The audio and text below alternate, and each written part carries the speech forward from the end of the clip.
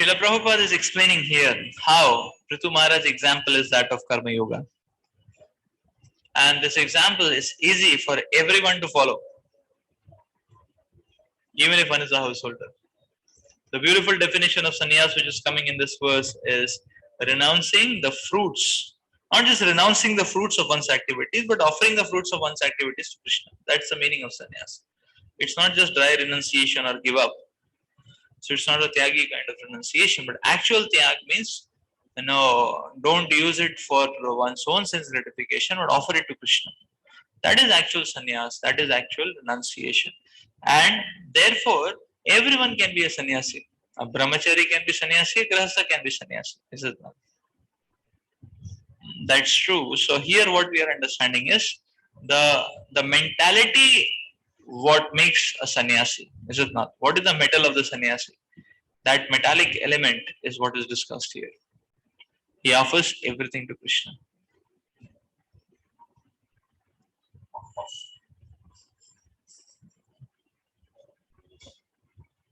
Because a devotee offers everything to Krishna, he is not disturbed by less result or more result.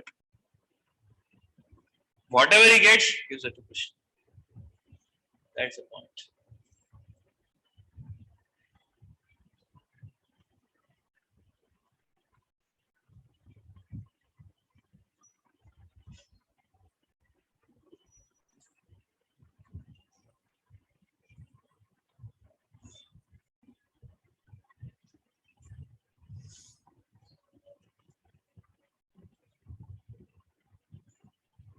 The interesting point being highlighted here is that you see, even though one is engaged in devotional service, still, when it comes to the results, one is completely dependent on the Supreme Lord.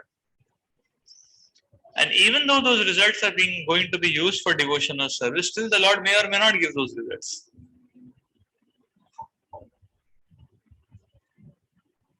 Therefore, the Shastras are giving us the clause that if any service, if one is not able to physically do it, even if one mentally does it, one gets a benefit, provided he is really unable to do it physically. So, if we are in a third desert, for ourselves not fasting for 3 days, and no food, no water, nothing, then we can make a manas offering to Krishna. A big feast we can make a manas offering to Krishna. Like the one time devotees did that. They made a Sunday feast in the jail. They offered it to Krishna. So they were in jail, poor fellows. They're distributing books, but atrocious, police officers, they just put them in jail. And it was a weekend and all that. So Prabhupada was trying, but it didn't work out. Bail and other things. Prabhupada said, no problem. Wherever you are, practice Krishna consciousness. So they were celebrating a Sunday feast in the jail.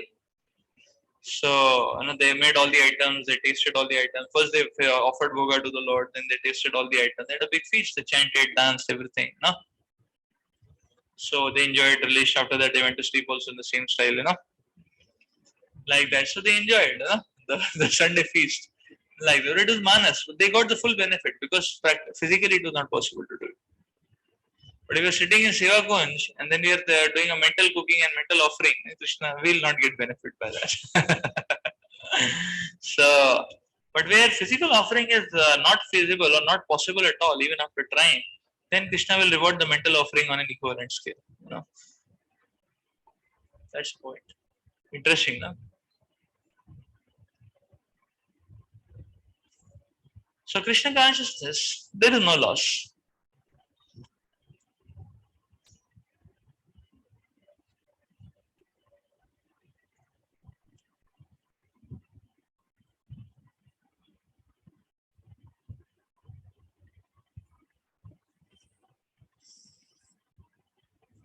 So the Acharyas and the Shastras are beckoning us to be completely soaked in Krishna consciousness, in devotional service.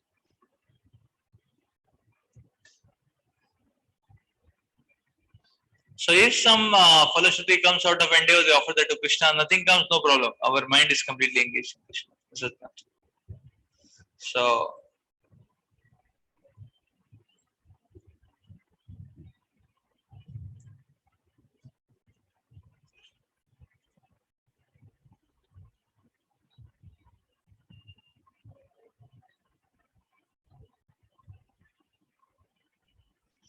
गृहेषु वर्तमानोऽपि स सम्राज्य श्रियान्वितः न सज्जतेन्द्रियार्थेषु निराहं मतिर् अर्कवत्.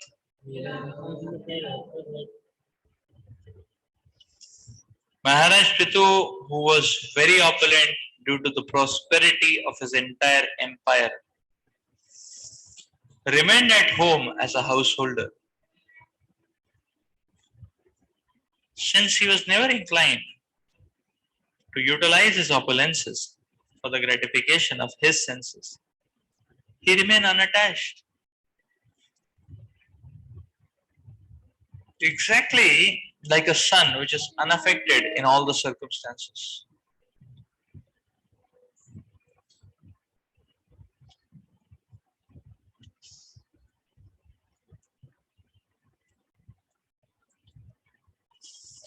The word Grihishu is very significant in this verse. Out of the four ashramas, the Brahmacharya, Grihastha, Vanaprastha and Sannyas, only a Grihastha or a householder is allowed to associate with women. Therefore, the Grihastha ashram is a kind of license for sense gratification given to the devotee. Prithu Maharaj was special in that although he was given license to remain a householder, and although he possessed immense opulences in his kingdom, he never engaged in sense gratification.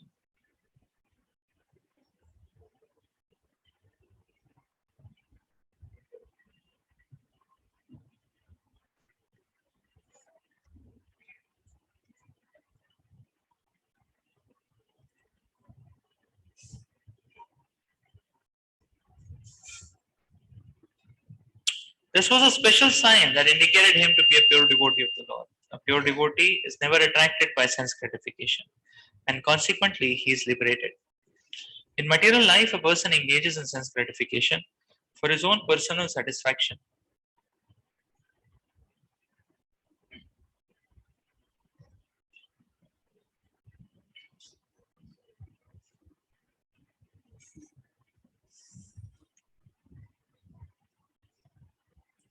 But in the devotional or liberated life, one aims to satisfy the senses of the Lord.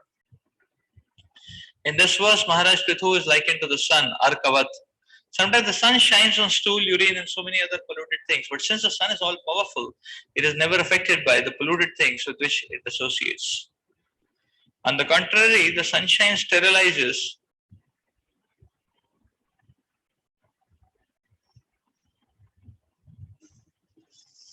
and purifies polluted and dirty places.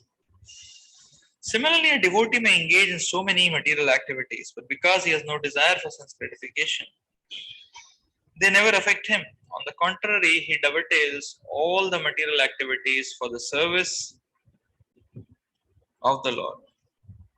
Since a pure devotee knows how to utilize everything for the Lord's service, he is never affected by material activities.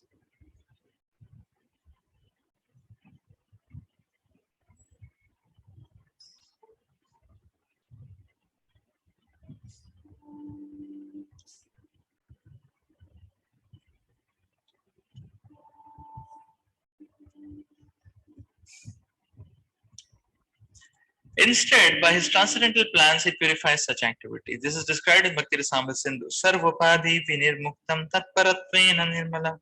His aim is to become completely purified in the service of the Lord without being affected by material designations.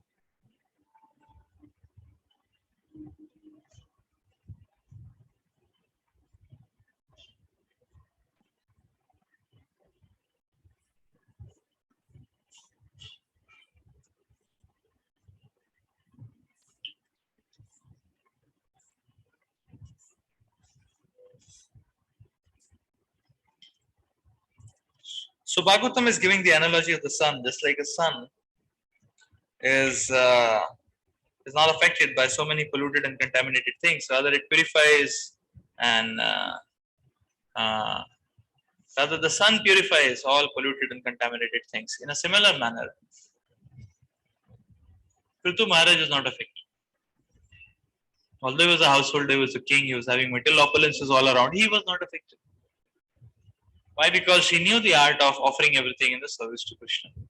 So the lesson for us is, to the degree we install the spiritual substance in our hearts by our strict and strong sadhana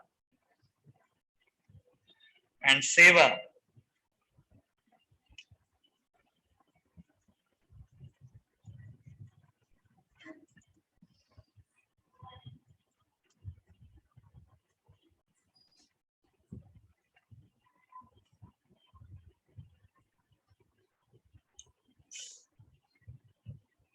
to that degree, this particular effect will take place of not being contaminated.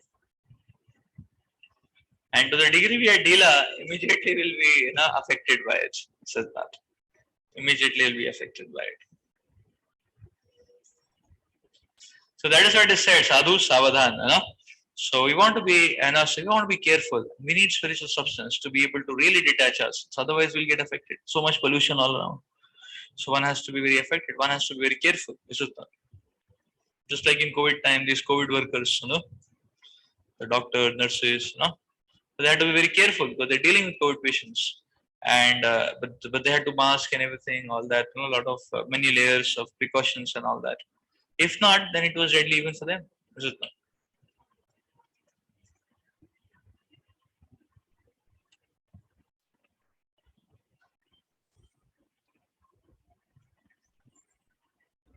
We are engaging material energy in Krishna service.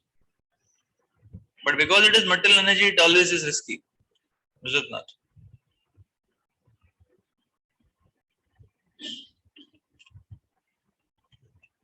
What to do, care has to be taken. Care has to be taken. Just like, you go for,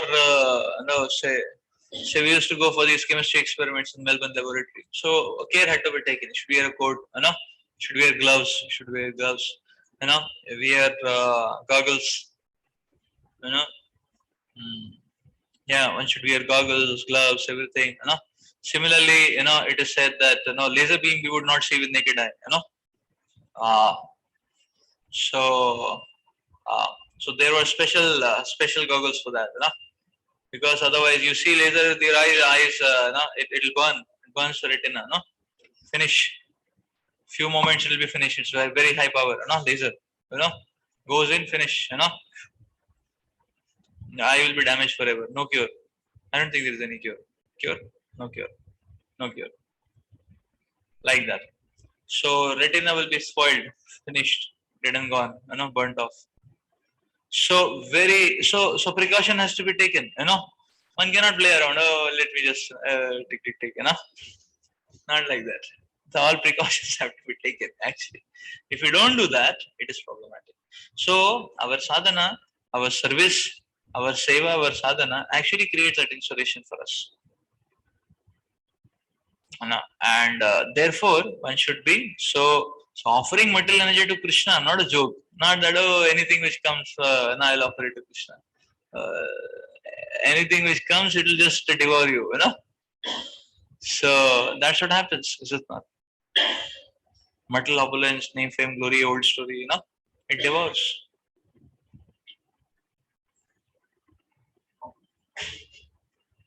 That's the point.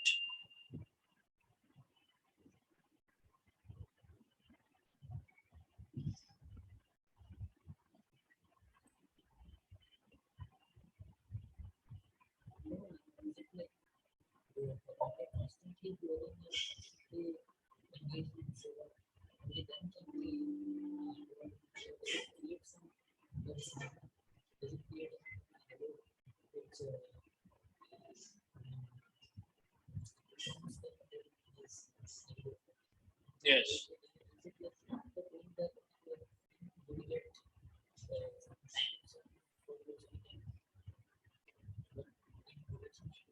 Yes. So it is said if one does a very strong morning program from 3:45 to till the end of it, including Bhagwatam, everything, then for that day he can remain Krishna conscious. So that's like a good diet for the day. So you have good ammunition and strength in the day to combat provocations. like that. But the next day again we'll eat sarchali. Like that. That's the point.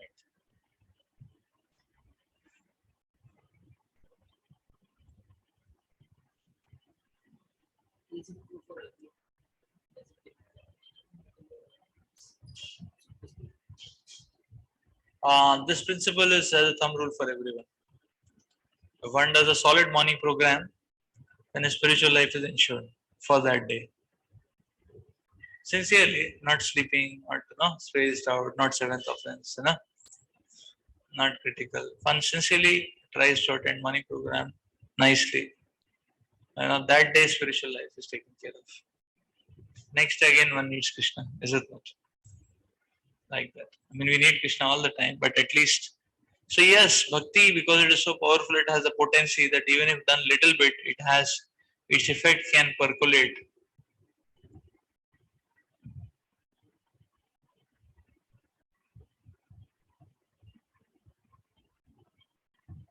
Harinam. So its effects will percolate.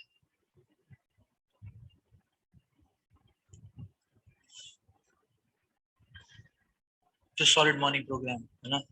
That's why Prabhupada said, Prabhupada gave equivalent. What is mode of goodness for devotees? Prabhupada said, mode of goodness means get up early in the morning and do morning program. That's mode of goodness. Complete your rounds in the morning. That's mode of goodness. There is no other equivalent definition.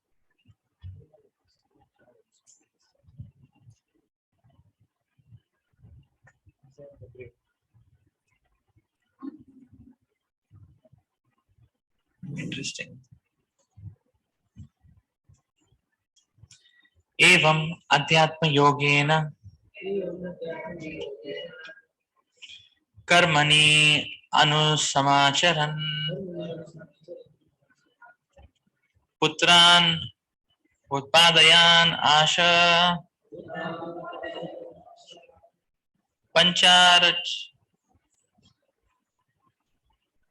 पंचार्चिषि शिष्य आत्मा सम्मता.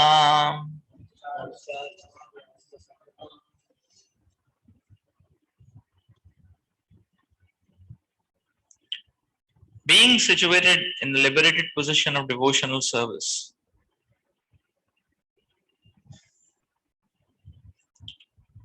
Prithu Maharaj not only performed all the fruitive activities, but he also begot 5 sons by his wife. Indeed, all his sons were begotten according to his own desire.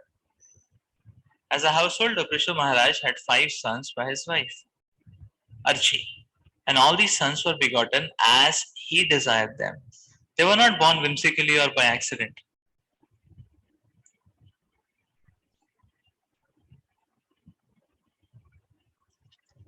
How one can beget children according to one's own desire is practically unknown in the present age Kali Yuga. Oh, it's practically unknown. In this regard, the secret of success depends on the parents' acceptance of the various purificatory methods known as sanskaras. The first sanskara is the Garbha Adan, sanskara Garbha Adan or child begetting sanskar. What is compulsory, and it is especially for higher castes, the Brahmanas and the Kshatriyas. As stated in Bhagavad Gita, sex life, which is not against religious principles, is Krishna himself. And according to religious principle, when one wants to beget a child, he must perform the Garbhadan sanskar before having sex. The mental state of the father and the mother before sex will certainly affect the mentality of the child to be begotten. A child who is begotten out of lust may not turn out as the parents desire. As stated in the Shastras, Yatha Yonir, Yatha Bijam.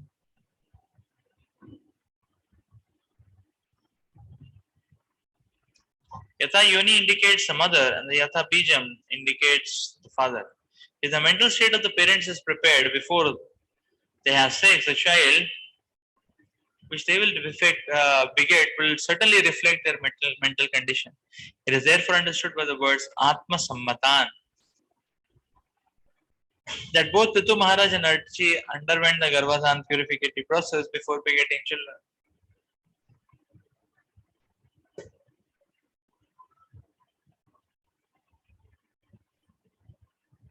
And thus they begot all their sons according to their desire and purified mental states.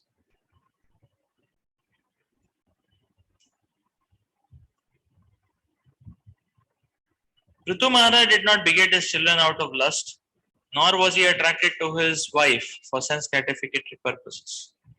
He begot the children as a grihastha for the future administration of his government all over the world.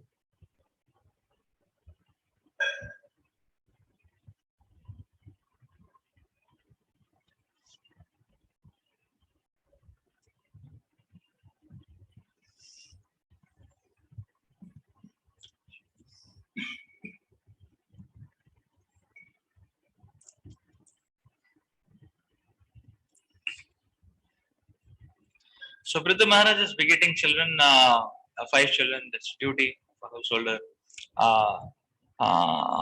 So sometimes devotees say like that. And actually, there are 2 ways to beget children. One can use either of them,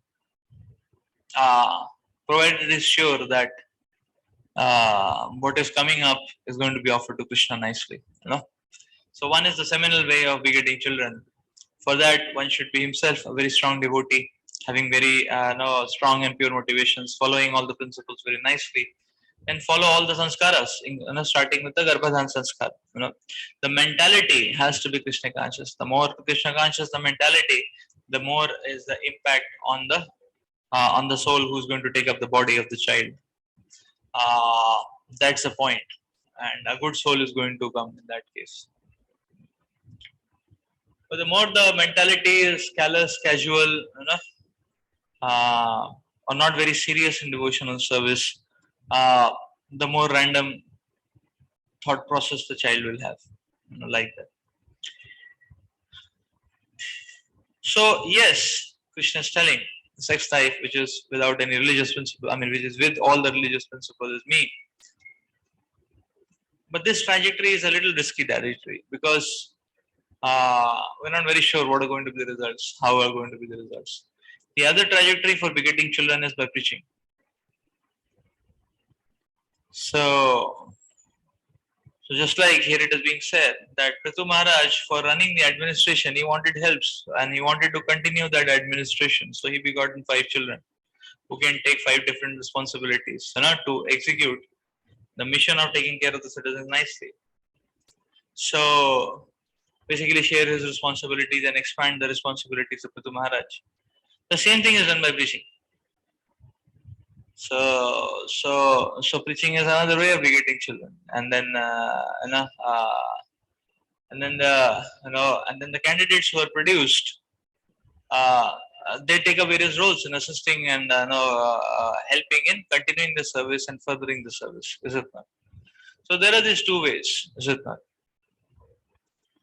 So one can beget children through seminal line, but sure enough, if one is preaching vigorously, then that is equivalent to begetting children. That's the point. In addition, one can also beget seminal children. That's okay. If one is ready to take the responsibility, and if one is if one's consciousness is properly trained. Yes.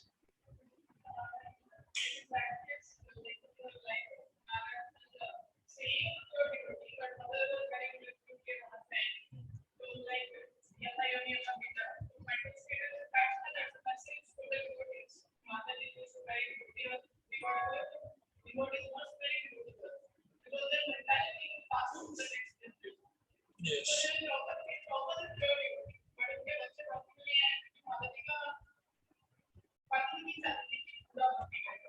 Yes.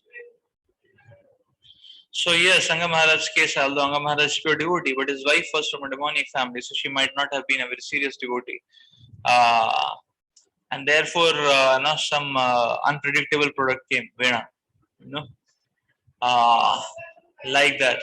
So therefore, it's a nice recommendation that devotees must marry, devotee girls, like that. And to add on to that clause, devotee boys should marry devotee girls and remain devotees after that still,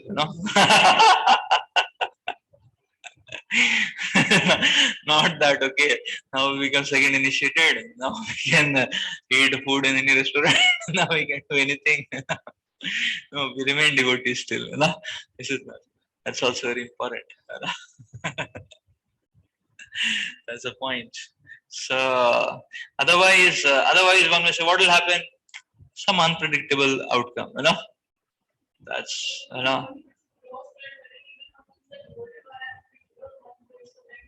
yes, yes,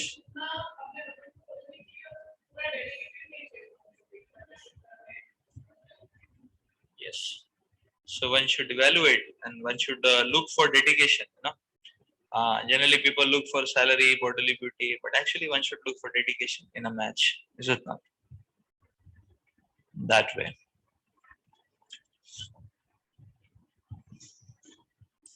So at least vigorous preaching everyone should do to increase the progeny, like that. And uh,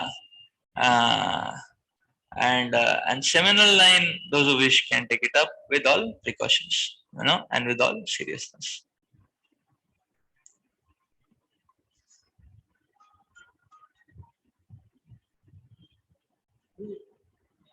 What is the reason of marriage of minus five?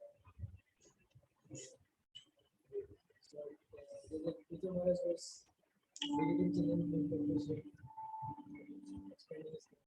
So, what is the reason of marriage? Because teaching anyone like anyone can. Or if one doesn't want to beget children, why to marry? Oh. Hmm? Hmm. Actually, this principle. Uh, no, the point is actually this principle of uh, getting a good progeny to begetting children, seminal begetting of children for good progeny is actually very much valid in Satya Yuga, Treta Yuga, when people have little pure lives. So then they are sure that okay, the child is there is some surety factor that the child is also going to be more or less, with some few exceptions here and there, more or less is going to be an upright person. In Kali Yuga, actually, the randomness and unpredictability is too intense, and no one can deny that. Like that. So therefore, saying that okay, because it's a grasa dharma to give good progeny, and I mean that's fine. No, but if already there is bad progeny all around, then it is also the one of the dharma is to clean them up.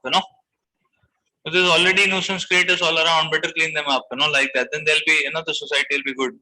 So that's an equivalent contribution actually. So if one doesn't want to beget children, why should one marry? Uh, uh, there are multiple reasons to marry actually.